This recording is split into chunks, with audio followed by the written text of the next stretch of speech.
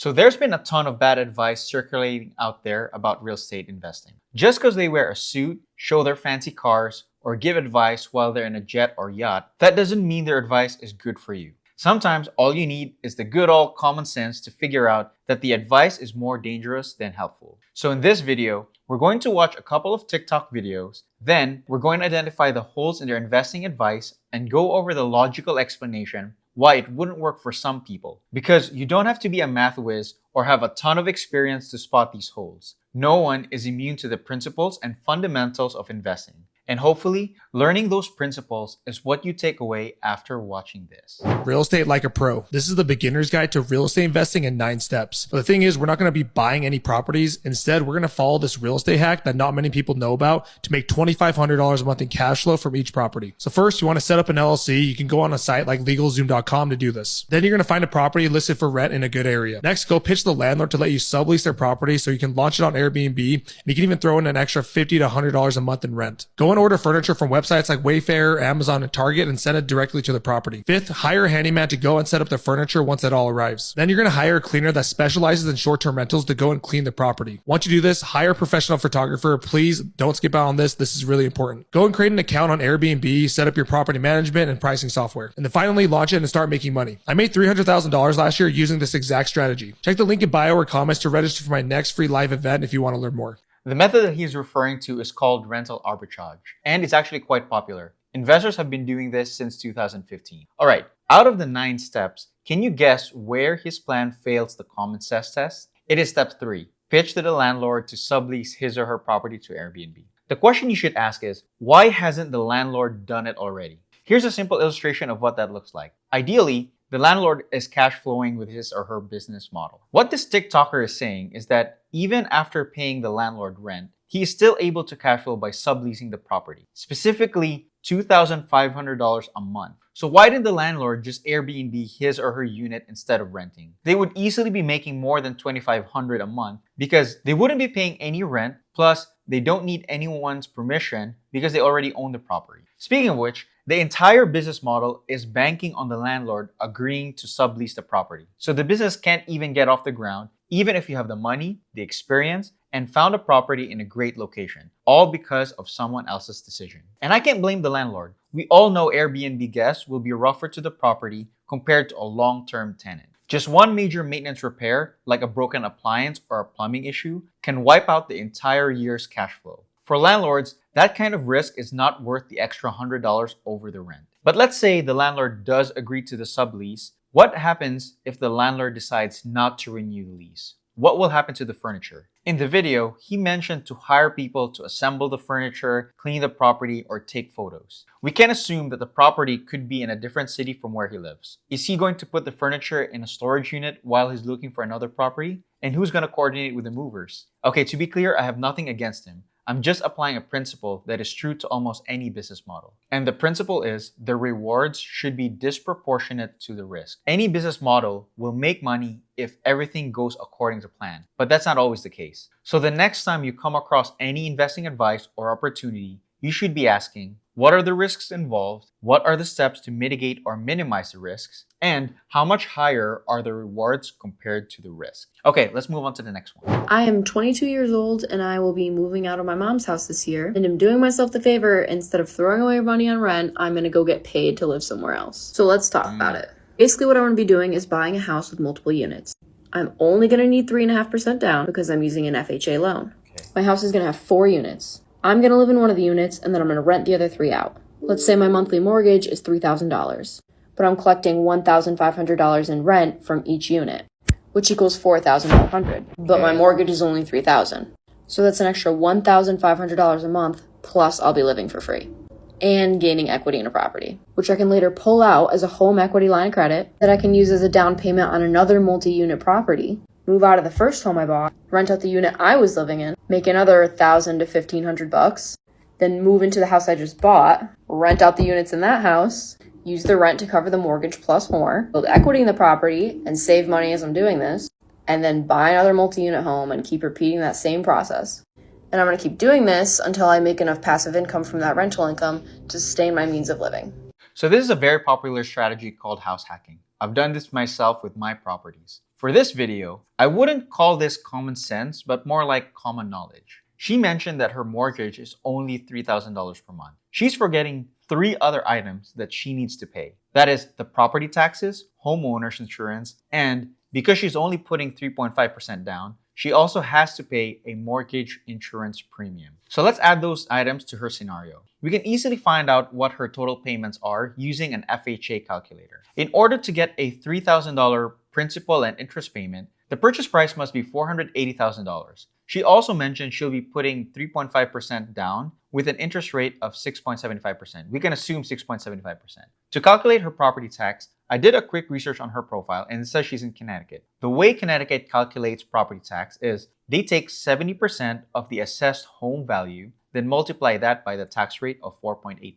So her annual tax payments will be $16,128. Lastly, a quick search for her average annual insurance cost shows she'll be paying $3,820. Okay, let's add those two numbers to our calculator. Adding property taxes insurance added another $1,661 to her monthly payments. Now let's add the MIP, and that brings her total monthly payments to $4,929. So instead of It's an extra $1,500 a month, plus I'll be living for free. she won't have any cash flow and she'll be paying $429 for a place to stay. Okay, that's not bad because she still needs a place to stay anyway. Her $429 payment is not bad considering her tenants are paying $1,500 a month. Now let's go over the second part of her plan, where she's using a HELOC as a down payment to buy another property. For those of you who are not familiar, a HELOC is a home loan equity line of credit. It's simply borrowing against the equity of the property. That said, most lenders will typically require the borrower to have 15% of equity if it's their primary home. Okay, remember she only put 3.5% down? So the question is, how long will it take her to get to 15% of equity? To keep it simple, let's not account for appreciation or depreciation. We'll only be relying on loan paydown. The number we're trying to get to is $408,000. So using an amortization calculator, we can see that it will take her 112 months or 9 years and 3 months to get an 85% loan to value. Now, I don't think her intention was to harm or mislead anyone, but this video has 1.5 million views. I bet you of that 1.5 million viewers, an impressionable 20-year-old will actually try what she recommended. And with simple math, we just covered that by adding a couple of numbers, it completely flipped the switch on her plan.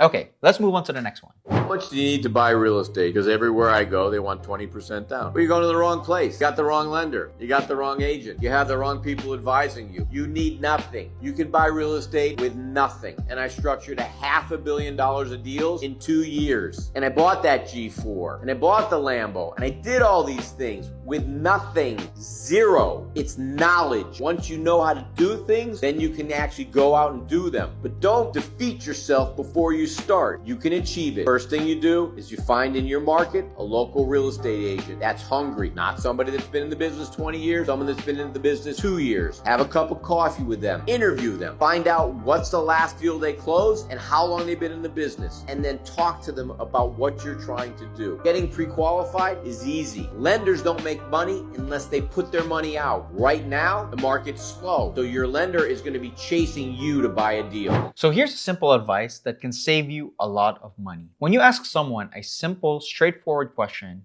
and before the person gives you the answer, they first mention how much money they made, a G4, a Lambo, take the next words with a grain of salt. Let me show you why. First off, real estate is a pay-to-play game. We have to stop this something for nothing mentality. Even if you acquire the property with no money down, you will still need money to operate or implement your business plan. Not to mention, when you buy and sell, you will need to pay for legal fees, lender fees, and transactional fees. Then on his point about brokers, in general, brokers are looking for highly qualified buyers because they are motivated by their commission. They won't waste their time on someone who is a tire kicker, doesn't have a strategy, or can't even get pre-approved for a loan. And speaking of loans, he is correct that lenders make money from issuing loans. But after 2008, lenders have learned that it is better to keep their money than to lend it out to an unqualified borrower, because it doesn't do the lenders any good if the borrower can't even pay back the loan.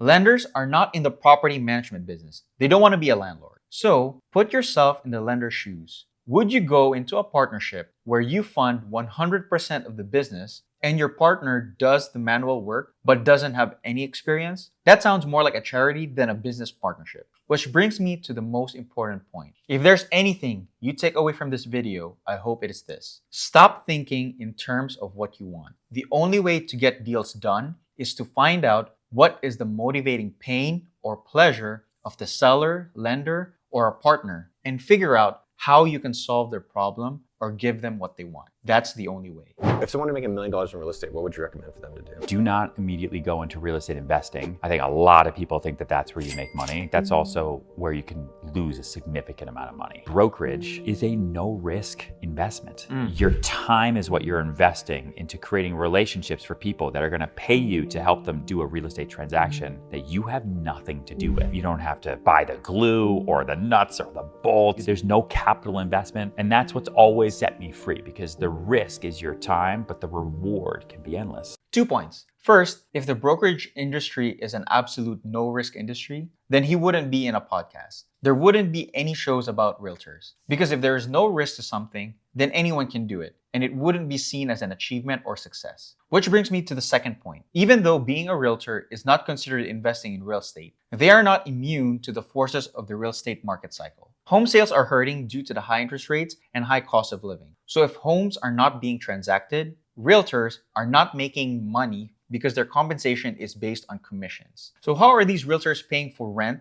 paying their bills, or putting food on the table? Ryan Serhant is right that time is what you are risking. This article proves that. Realtors with at least 16 years of experience have seen their incomes grow in 2023. But if we include the less experienced realtors as a whole have seen a decrease in their incomes. And that's because the more experienced realtors get 42% of their businesses from repeat customers. So it seems to me there is a risk to this brokerage business, and it's a huge one. A realtor will need to spend a lot of their time building those relationships and possibly not get paid for it. It'll also be a while before a realtor will make enough to live off of it. As you can see, if you only take a couple of steps back, you can get a view of the bigger picture. And that is a common problem with short form content. The content creator has only so many seconds to gain and retain attention. It's not possible to give a careful, thought out advice in under 1 minute. Ironically, without knowing the full context or using some common knowledge, an advice that is meant to grow wealth can actually kill someone's wealth. And speaking of wealth killers, the most popular one that content creators are talking about is not the true wealth killer. You can learn more about it in this video right here.